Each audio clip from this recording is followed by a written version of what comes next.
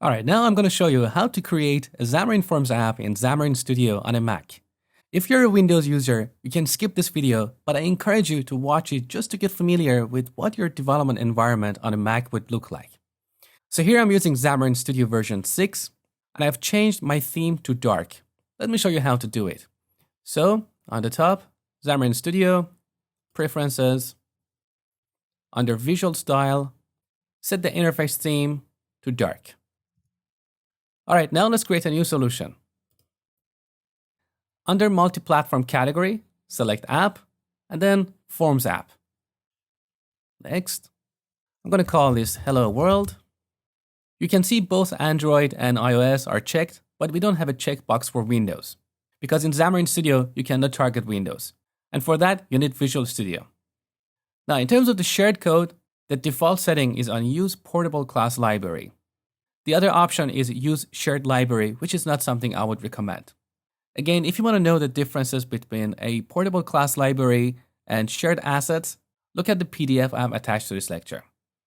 Next, I'm going to accept the defaults here, which are about location, version control, and test cloud. So nothing important at this point. Create.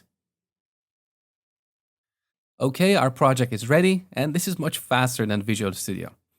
Now, as I told you in the last video, as a best practice, whenever you create a new Xamarin Forms app, make sure to update all the packages. So right-click the solution and go to Update NuGet Packages. You can see Xamarin Studio is updating the packages, and this is going to take a little while. Okay, all packages are successfully updated. Now, similar to Visual Studio, you can see that the iOS project is set as the startup project because it's bold. And here on the toolbar, we can select a simulator.